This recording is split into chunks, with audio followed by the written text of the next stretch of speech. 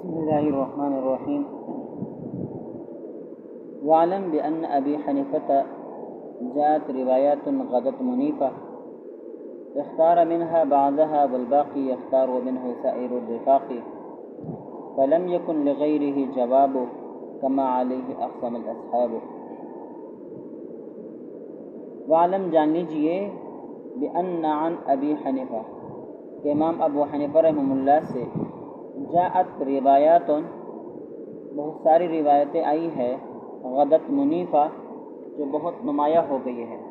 انافہ علی الشیء کس چیز کے اوپر مستوی ہو جانا، کس چیز کے اوپر نمایاں ہو جانا. غدت منیفہ، غدت یہ غدا سے ہیں اور یہ سارت کے معنی میں ہے، یعنی افعال ناقصہ میں سے ہیں. جاءت روایات غدت منیفہ ایسی بہت ساری روایتیں آئی ہے جو نمایاں ہو گئی ہے. مطلب امام ابو حنیفہ رحمہ اللہ کے اقوال جو ہے وہ نمایاں ہی ہے اور علماء ان کو لکھتے ہیں اور کیا ہے ایک دوسرے کی طرف نقل کرتے چلے جاتے ہیں، تو اس وجہ سے کہہ رہے ہیں کہ ان کی روایت ساری نمایاں ہے. اختار منہا بعضہا، ان اقوال اور روایات میں سے امام صاحب نے بعض کو پسند کیا ہے، اس کو مختار سمجھا ہے. جیسے کہ میں نے پہلے بتلا دیا تھا کہ ایک مسئلے سے متعلق پہلو ہوتے ہیں اور مجتہد ان تمام پہلو کے اوپر نظر رکھتا ہے، پھر ان پہلو میں سے کسی ایک کو راجح قرار دیتا ہے. تو اختار منہا بعضہا، تو ان روایات میں سے یا ان پہلو جات میں سے امام صاحب نے بعض کو پسند کیا. والباقی یختار منہ سائر الرفاق، اور باقی جو بچا ان سے ان کو باقی دیگر رفقائے کار جو ہے انہوں نے ان کو پسند کر دیا. کس نے کیا لے لیا، کس نے کیا لے لیا. یہ رفاق یہ رفقتن کی جمع ہے یا یہ رفیقن کی جمع، یہ جمع ہے. یہ جیسے کہ اصحاب، صحاب کی جمع اصحاب، تو یہ جمع کے بعد جمع بنتی ہے، تو یہ بھی اس طرح ہے. اصل میں رفقہ اور رفاق اس کی پھر جمع. فلم یکن لغیرہ جواب. اچھا، یہاں سے مراد سائر الرفاق سے مراد جو ہے امام صاحب کی جو شاگرد ہے رفقائے کار، امام محمد رحمہ اللہ، امام ابو یوسف رحمہ اللہ وغیرہ بعض کے حضرات. فلم یکن لغیرہ جواب، امام صاحب کے علاوہ کسی اور کا کوئی جواب نہیں. کما علیہ اقسم الاصحاب، جیسے کہ اس کے اوپر امام صاحب کی شاگردوں نے قسم اٹھائی ہے. مطلب کیا ہے، جیسے کہ پہلے گزر چکا ہے نا کہ یہ حضرات کہتے ہیں ہمارا کوئی قول نہیں ہوتا بلکہ ہمارا کوئی بھی قول ہوتا ہے در حقیقت وہ امام صاحب کا قول ہوتا ہے، لیکن امام صاحب نے اس سے رجوع کیا ہوا ہوتا ہے یا امام صاحب نے اس کو مذہب بنایا ہوا نہیں ہوتا. ان کے جو شاگرد ہے وہ اس کے اوپر غور کرتے ہیں، فکر کرتے ہیں، دلیل کے اعتبار سے وہ چونکہ اس کے ہاں راجی ہوتا ہے لہذا اسی کو اپنا مذہب بنا لیتے ہیں. جیسے کہ مقدمۃ الشامی میں آپ نے پڑھا.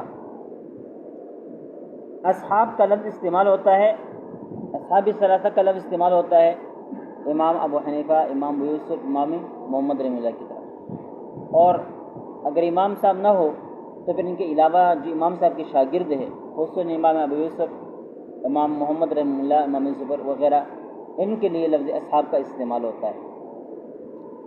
اور مشائخ کا لفظ بھی استعمال ہوتا ہے.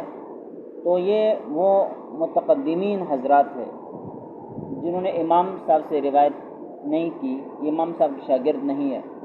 امام محمد کے شاگرد، امام ابو یوسف رحمہ اللہ کے شاگرد، ان کو مشائخ متقدمین کہا جاتا ہے. سن 3 ہجری کے اختتام تک جو فقہا گزرے ہیں وہ متقدمین کہلاتے ہیں، اور اس کے بعد جو فقہا گزرے ہیں ان کو متاخرین کہا جاتا ہے. اسی طرح سلف اور خلف کا مسئلہ بھی ہے. امام صاحب کے شاگردوں کو سلف کہا جاتا ہے اور امام صاحب کے بعد جو حضرات امام محمد رحمہ اللہ کے شاگرد وغیرہ ان کو جو ہے خلف کہا جاتا ہے. بہرحال کما علیہ اقسم الاصحاب جیسے کہ اس کے اوپر اصحاب نے قسم اٹھائی ہے۔ اب ظاہر ہے یہاں اصحاب میں امام ابو حنیفہ شامل نہیں ہے، ٹھیک ہے، لہذا امام ابو یوسف، امام محمد وغیرہ حضرات اس میں شامل ہوں گے۔ اعلم بأن المنقول عن عامة العلماء في كتب الاصول، جان لیجئے کہ اصول کتابوں میں عام علماء سے یہ منقول ہے، انه لا يصح في مسألة للمجتہد قولان۔ دیکھیں ہم جو کتابوں کے اندر دیکھتے ہیں نا کہ امام صاحب کا یہ مسلک بھی ہے اور یہ بھی ہے، امام صاحب سے یہ روایت بھی ہے اور یہ روایت بھی ہے۔ اب یہاں سے اس مسئلے پر گفتگو کرتے ہیں کہ امام صاحب کی دو روایتیں کیسے ہو سکتی ہے، روایات میں اور اقوال میں اختلاف کیسے ہو سکتا ہے؟ اس لیے کہ ایک عاقل اور سمجھدار آدمی کے کلام کے اندر تضاد نہیں ہوتا، اجتماعی نقیضین نہیں ہوتا، تو پھر کیسا ہے کہ امام صاحب کبھی کہتے ہیں کہ یہ چیز جائز ہے اور بعد میں دوسرے قول کے اندر کہتے ہیں کہ وہ جائز نہیں ہے؟ تو جائز ہے جائز نہیں، یہ اجتماعی نقیضین ہے۔ ایک عاقل آدمی جو ہے اس طرح باتیں کیسے کر سکتا ہے؟ اب بات سمجھ میں نہیں ہے۔ اس وجہ سے حضرات کہتے ہیں کہ اپنی اصل کے اعتبار سے کسی بھی مجتہد کے دو قول نہیں ہو سکتے، قول ایک ہی ہوگا، قول ایک ہی ہوگا۔ جیسے کہ آپ نے قرآن و حدیث میں جب نسخ کی بات ہوتی ہے نا تو وہاں پر آپ نے پڑھ لیا ہوگا کہ بھائی اصل بات ایک ہی ہے، اصل بات ایک ہی ہے، لیکن ہمارے یہاں تعارض آ جاتا ہے، ہمارے یہاں تعارض آ جاتا ہے، تو اب اس تعارض کو کس طرح دور کیا جائے، اس کے مختلف قسم کے طریقے پھر آپ نے نسخ کی بات کے اندر پڑھے ہیں۔ کوئی تطبیق دیتا ہے، اگر تاریخ معلوم ہو تو بعد والے کو ناسخ اور پہلے والے کو منسوخ قرار دیتے ہیں، یا مختلف احوال کے اوپر جو ہے ان کو منطبق کر کے احوال کے مطابق پھر ایک قول کو ایک حال پر رکھ لیتے ہیں اور دوسرے قول کو دوسرے حال پر رکھ لیتے ہیں۔ بہرحال یہ مختلف قسم کی توجیحات وہاں پر پیش کر دی جاتی ہے۔ بنیادی بات یہاں یہ کی جاتی ہے کہ بھائی در حقیقت اقوال کے اندر، روایات کے اندر، نصوص کے اندر کوئی تعارض نہیں ہوتا، نصوص کے اندر کوئی تعارض نہیں ہوتا، قرآن آیتوں کے درمیان کوئی تعارض نہیں ہوتا، احادیث میں کوئی تعارض نہیں ہوتا، لیکن ہم چونکہ تاریخ سے جاہل ہے، ہمیں چونکہ ناسخ اور منسوخ کا علم نہیں ہوتا، اس وجہ سے ہم کہتے ہیں کہ یہ آیت متعارض ہے یا حدیث متعارض ہے، یہ حدیث اور آیت آپس میں متعارض ہے، اس طرح بات ہم کرتے ہیں وہ ہمارے علم کے مطابق۔ تو یہاں پر بھی یہی کہہ رہے ہیں انہ لا یصح فی مسئلۃ للمجتہد قولان، کہ یہ نہیں ہو سکتا کہ ایک مسئلے کے اندر ایک مجتہد کے دو قول ہوں، ایک مجتہد کے دو قول للتناقض، یہ کیوں نہیں ہو سکتا؟ تناقض کی وجہ سے کہ جائز بھی ہے اور ناجائز بھی ہے، اس میں کھلا تناقض ہے، اور اس تناقض جو ہے نا کسی عاقل آدمی کے کلام کے اندر نہیں ہوتا۔ وَإِنْ عَرَفَ الْمُتَأَخِّرُونَ مِنْهَا تَعَيَّنَ كَوْنُ ذَلِكَ رُجُوعًا وَإِنْ عُرِفَ الْمُتَأَخِّرُ مِنْهَا، اگر ان میں سے جو متأخر ہے وہ معلوم ہو، تَعَيَّنَ كَوْنُ ذَلِكَ رُجُوعًا، تو یہ بات متعین ہو جائے گی کہ یہ کیا ہے؟ رجوع ہے پہلے قول سے، یعنی ان دو اقوال میں سے مثال کے طور پر دو اقوال تو ممکن نہیں ہے، ایک ہی قول ہوگا، لیکن ہمارے سامنے تو وہ متعارض ہے، دو قول ہے۔ اب دیکھنا یہ ہے کہ ان میں سے کوئی ایک مقدم ہوگا اور ایک مؤخر۔ کہتے ہیں کہ اگر اس مؤخر کا پتہ چل جائے نا تو پھر وہی راجح اور جو دوسرا ہے وہ مرجوح، ٹھیک ہے، اور یہی دوسرا قول رجوع ہے پہلے قول سے، سمجھ گئے؟ لہذا جب زمانے دونوں کے الگ الگ ہو گئے تو تعارض باقی نہیں رہا، اس لیے کہ تعارض و تناقض کے لیے وحدت زمان شرط ہے۔ تو ایک مجتہد نے آج غور و فکر کیا، اس کے سامنے ایک مسئلہ آ گیا اور بتا بھی دیا بھائی میرے نزدیک یہ مسئلہ ہے، پھر کوئی شک و تردد ہونے لگا اور دوبارہ غور کا آغاز کیا، پھر سوچتے سوچتے تحقیقات کرتے کرتے یہاں تک اس کی رائے کسی اور طرف کو پہنچ گئی اور وہاں انہوں نے بتا دیا کہ بھائی یہ حکم ایسا ہے، پہلے کے بالکل خلاف کہا، پہلے کچھ کہا تھا اور اب کچھ کہا، لیکن یہ 10 دن پہلے کہا تھا اور یہ 10 دن بعد میں کہہ رہے ہیں، تو تناقض نہیں ہے، کیوں؟ زمانہ دونوں کا ایک نہیں۔ اب بات سمجھ میں نہیں ہے؟ لیکن ہمارے لیے وہ تناقض ہے. کیوں؟ اس لیے کہ ہمارے پاس جب یہ پہنچے ہیں تو ہمیں کچھ پتہ نہیں ہے کہ 10 دن پہلا والا قول کون سا ہے اور 10 دن بعد والا قول کون سا ہے. اب بات سمجھ میں نہیں ہے. ہماری نسبت سے یہ تناقض ہے لیکن ان کی نسبت سے یہ تناقض نہیں ہے. اب ہم اس تناقض کو کیسے دور کریں گے؟ کہتے فَإِنْ عُرِفَ الْمُتَأَخِّرُ مِنْهُمَا، اگر ان دو اقوال میں سے متاخر کا پتہ ہو، تعین کون ذالک رجوعاً، تو یہ بات متعین ہے کہ یہ دوسرا والا قول وہ یا پہلے والے قول سے کیا ہے؟ رجوع ہے. وَإِلَّا وَجَبَ تَرْجِيحُ الْمُجْتَهِدِ بَعْدَهُ بِشَهَادَةِ قَلْبِهِ، اگر متاخر کا پتہ ہو تو اسی کو لے لیا جائے گا، پہلے والے کو چھوڑ دیا جائے گا. ایک تعارض دور کرنے کا ایک طریقہ. وَإِلَّا اگر متاخر کا پتہ نہ ہو، متاخر کا پتہ نہ ہو تو وجب ترجیح المجتہد بعدہ بشہادت قلبہ. اب اس صورت میں ہم نے فتویٰ دینا ہے اور امام صاحب کے متعارض قول آ گئے، کچھ پتہ نہیں کون سا مؤخر ہے کون سا مقدم ہے. تو دیکھنا یہ ہوگا کہ یہ مسئلہ کس کے سامنے آیا ہے. کوئی کسی مجتہد فی المذہب کے سامنے آیا ہے، یا مجتہد فی الترجیح اصحاب ترجیح کے سامنے آیا ہے، بات سمجھ میں نہیں آئی، یا عام دور حاضر کے مفتی کے سامنے آیا ہے.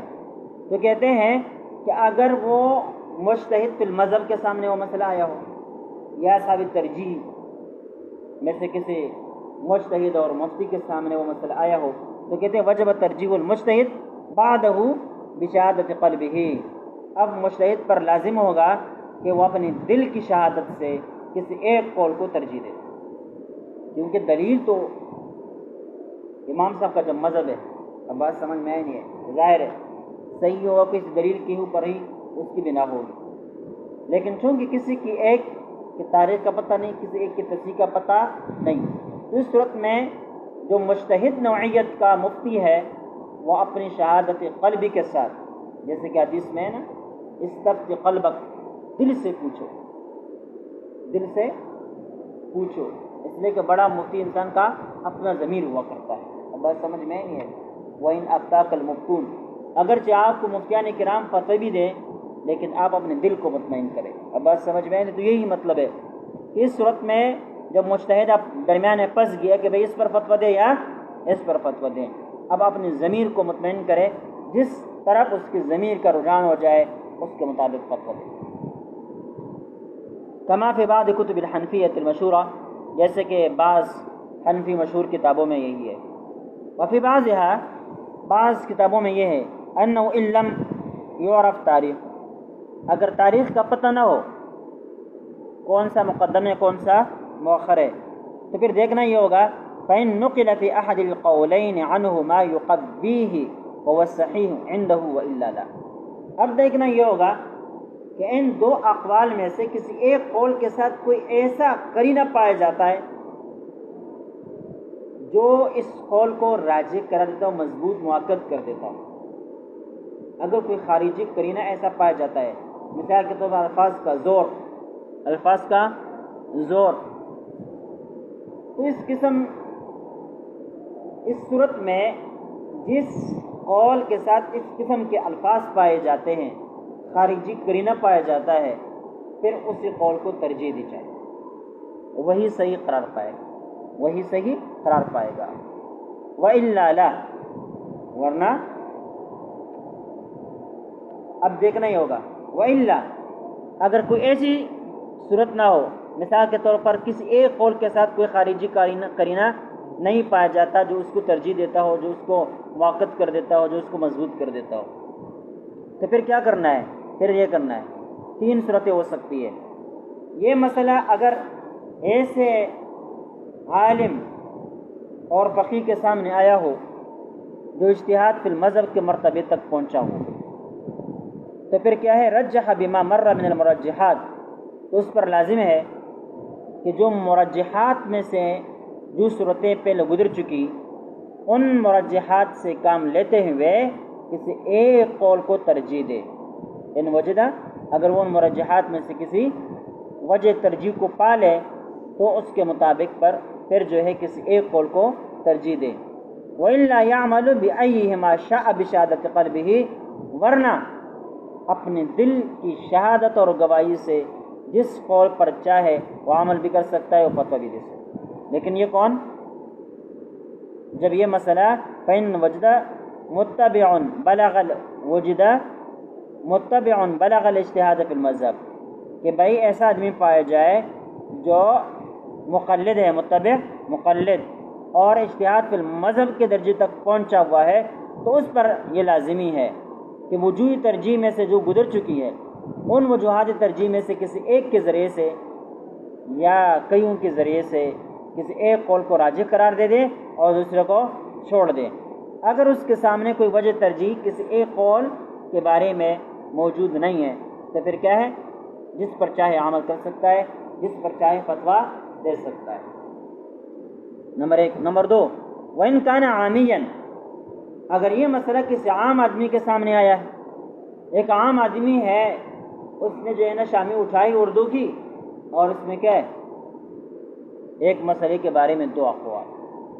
اب وہ کیا کرے گا؟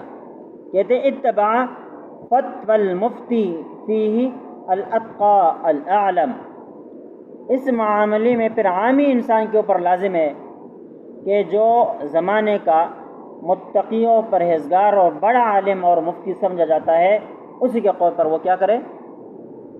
اسی کی اتباع کرے، اسی کے اوپر عمل کرے۔ وَإِن كَانَ مُتَفَقِّهًا، اگر کوئی آدمی جس کے سامنے یہ مسئلہ پیش آیا ہے، تیسری صورت، متفقہ ہو، زمانے حال کا کوئی مفتی ہو، کوئی عالم دین ہو، شیخ الحدیث ہو وغیرہ، تبع المتاخرین، تو اس کے لازمی کیا ہے؟ اس پر لازم ہے کہ متاخرین کا اتباع کرے۔ وعمل بما هو اصوب واحبط عنده، اور جو اس کے یہاں زیادہ صحیح ہو، زیادہ محتاط ہو، اسی کے اوپر عمل کرے۔ کما فی التحریر للمحقق بن حمام، جیسے کہ تحریر نامی کتاب کے اندر ہے، محقق بن حمام رحمہ اللہ کی۔ سمجھ گئے بھائی؟ تو 3 آدمی ہو گئے، ان 3 آدمیوں میں سے ہر ایک آدمی کا الگ الگ عمل ہے۔ مجتہد فی المذہب کا کام یہ ہے کہ وہ وجوہی ترجیح میں سے کوئی وجہ ترجیح تلاش کرے۔ اگر کوئی وجہ ترجیح کسی قول کا مل جائے تو وہی قول راجح قرار پائے گا، اگر نہ ملے تو 2 میں سے کسی ایک پر بھی عمل کر سکتا ہے۔ اگر حامی کے سامنے یہ صورتحال پیش آ جائے تو اپنے وقت کے جو متقی و پرہیزگار بڑا عالم سمجھا جاتا ہو، اسی کے قول پر جو ہے وہ عمل کرے۔ اگر کوئی خود مفتی ہے زمانے حاضر کا، ویسے کوئی عالم ہے، اور اس کے سامنے یہ مسئلہ پیش آتا ہے، تو اب اس صورت میں اس کی ذمہ داری یہ ہے کہ متاخرین کے اقوال کو تلاش کرے کہ متاخرین نے ان 2 اقوال میں سے کون سے قول کو لے لیا ہے۔ اب بات سمجھ میں نہیں ہے؟ جس کو متاخرین نے لے لیا ہے اسی کو لے لیں۔ وَعْلَمَ أَنَّ اخْتِلَافَ الرِّوَایَتَيْنِ لَيْسَ مِن بَابِ اخْتِلَافِ الْقَوْلَيْنِ، یہاں علامہ شامی ایک اور بحث چھیڑ دیتے ہیں۔ ایک ہے اختلافی روایت اور ایک ہے اختلافی اقوال۔ روایت کے اندر اختلاف ہو یا اقوال کے اندر اختلاف، حضرت کہتے ہیں کہ اقوال کا اختلاف الگ چیز ہے اور روایت کا اختلاف الگ چیز ہے۔ روایت کے اندر اختلاف جو ہے یہ ناقل کا کام ہے، اور اقوال کے اندر اختلاف جو ہوتا ہے وہ منقول عنہ کا کام ہے، یعنی منقول عنہ کی وجہ سے اقوال کے اندر اختلاف آ جاتا ہے، اور روایت کے اندر جو اختلاف ہوتا ہے وہ منقول عنہ کی طرف سے نہیں بلکہ ناقل کی طرف سے ہوتا ہے۔ اب بات سمجھ میں نہیں آئی؟ اب یہ کیسے؟ وعلم، جان لیجیے ان اختلاف الروایتین لیس من باب اختلاف القولین، کہ روایتوں کا اختلاف، 2 روایتوں کا اختلاف یہ 2 قولے کے اختلاف کے قبیل سے نہیں ہے، بلکہ دونوں کی منشا الگ الگ ہے۔ لأن القولین نص المجتہد علیہما بخلاف الروایتین، اس لیے کہ 2 قول مجتہد کی طرف سے کیا ہوتا ہے بھائی؟ نص ہوتی ہے، بخلاف الروایتین، روایتین کے برخلاف وہ نص نہیں ہوتی، وہ نص نہیں ہوتی۔ اقوال تو نص کے زمرے میں، وہ تو اس کا قول ہے اور نص اس نے کہہ دیا ہے۔ اب بس سمجھ میں نہیں؟ تو اب اگر 2 اقوال کہہ دیے ہو تو اب اختلافی اقوال ہو جائے گا، اور بخلاف الروایتین، روایتین کے برخلاف کیوں؟ فالاختلاف فی القولین من جہت المنقول عنہ لا الناقل، کہتے 2 قولوں کے درمیان جو اختلاف ہوتا ہے وہ منقول عنہ کی طرف سے ہوتا ہے لن ناقل، ناقل کی طرف سے نہیں ہوتا. جیسے کہ امام محمد رحمہ اللہ لکھتے ہیں کہ امام ابو حنیفہ کا یہ مسلک ہے، دوسری جگہ لکھتے ہیں کہ ان کا یہ مسلک ہے، ان کا یہ قول ہے، دوسری جگہ لکھتے ہیں کہ ان کا یہ قول ہے. یا کبھی وہ کہتے ہیں کہ اس بارے میں امام صاحب کے 2 قول ہیں. اب بات سمجھ میں نہیں آئی. تو یہاں دیکھیں ناقل کا کوئی مسئلہ نہیں ہے، ناقل تو ایک آدمی ہے، ٹھیک ہے. اب وہ 2 اقوال نقل کر رہے ہیں، کس کے؟ امام صاحب کے. تو لہٰذا اختلاف اقوال منقول عنہ کی طرف سے ہوتا ہے اور اختلاف روایات ناقل کی طرف سے ہوتے ہیں. والاختلاف الروایتین بالعکس، روایتوں کے اندر جو اختلاف ہوتا ہے وہ اس کا عکس ہوتا ہے، یعنی وہ ناقل کی وجہ سے ہوتا ہے. کما ذکرہ المحقق ابن امیر حاج فی شرح التحریر، جیسے کہ محقق ابن امیر حاج رحمہ اللہ نے تحریر کی شرح کے اندر یہی ذکر کیا ہے، یہی لکھا ہے.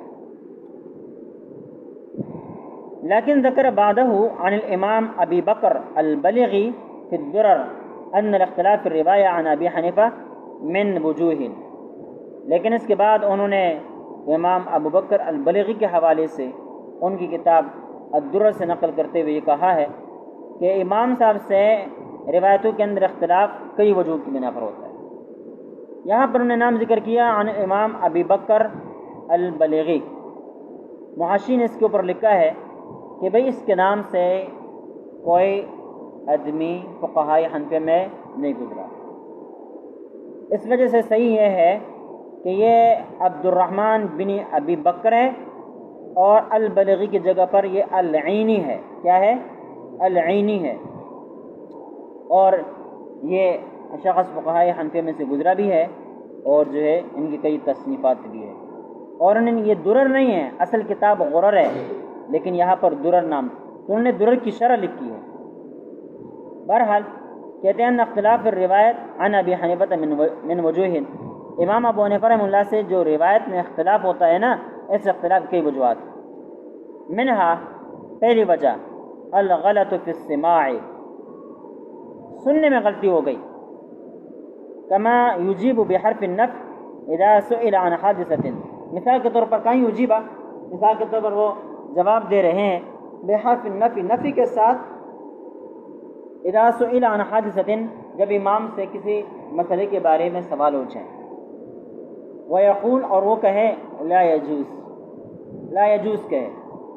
فیشتبہ علی الراوی فینقل ما سمع، اب راوی کے اوپر وہ مشتبہ ہو جاتا ہے اور جو کچھ ان کے کانوں میں پڑا ہوا ہوتا ہے اس کو کیا کر دیتا ہے؟ آگے نقل کرنا شروع کر دیتا ہے. اب بات سمجھ. اب لا یجوز میں سے لا اچھی طرح سنائی نہیں دیا، یجوز کا لفظ اچھی طرح سنائی دیا. اب لوگوں کو بیان کرتا ہے کہ یہ چیز جائز ہے، یہ چیز کیا ہے؟ جائز. ایک بات تو اس میں اصل غلطی کس کی ہے؟ راوی کی ہے، سامع نے صحیح سماعت نہیں کی. ومنہا، دوسری وجہ اختلاف روایتین کی، ان یکون له قول قد رجع عنہ، امام صاحب کے ایک قول ہو جس سے انہوں نے رجوع کیا، جیسے کہ میں نے بتلا دیا بھائی 10 دن پہلے امام صاحب کے سبق میں، درس میں ایک شخص حاضر تھا. امام صاحب نے جو ہے اپنی ترجیح لوگوں کو بتلا دی. 10 دنوں کے بعد جب امام صاحب کی رائے بدلی اور وہی کلاس میں پھر وہی بات کی تھی، اب پہلے والے قول ذکر نہیں کیا بلکہ بعد والا قول ذکر کیا. اب اس بعد والے قول ذکر کرتے وقت وہ پہلا شاگرد جو 10 دن پہلے کلاس کے اندر حاضر تھا وہ آج نہیں. اب وہ حضرت تشریف لے گئی ہے دور، واپس اس کی آمد نہیں ہوئی. اب وہ جہاں جاتا ہے وہ پہلا والا قول نقل کرتا چلا جاتا ہے. اب بات سمجھ میں نہیں آئی، اور بعد والے قول کے بارے میں اس کو علم ہی نہیں ہوتا. یہی حالت جو ہے نا احادیث میں اختلاف کی بھی ہے بھائی، احادیث میں اختلاف کی بھی وجوہات بھی. وَيَعْلَمُ بَعْضُ مَنْ يَخْتَلِفُ إِلَيْهِ رُجُوعَهُ فَيَرْوِي الثَّانِي، اور دوسرا آدمی جن کا امام صاحب کے پاس آنا جانا ہوتا ہے تو وہ پہلے قول کو بھی جانتے ہیں اور دوسرا قول کو بھی جانتا ہے. وہ جانتا ہے کہ پہلا قول مرجوع عنہ ہے، دوسرا قول راجح ہے، ٹھیک ہے. فَيَرْوِي الثَّانِي، لہذا وہ دوسری روایت کو لیتا ہے. والآخر لم يعلم، فیروی الاول، اور چونکہ پہلے والا آدمی کو دوسرے قول کا پتہ نہیں ہوتا اس وجہ سے وہ پہلی روایت کو نقل کرتے چلے جاتے ہیں۔ میرے خیال سے آج کافی ہے، ٹھیک ہے۔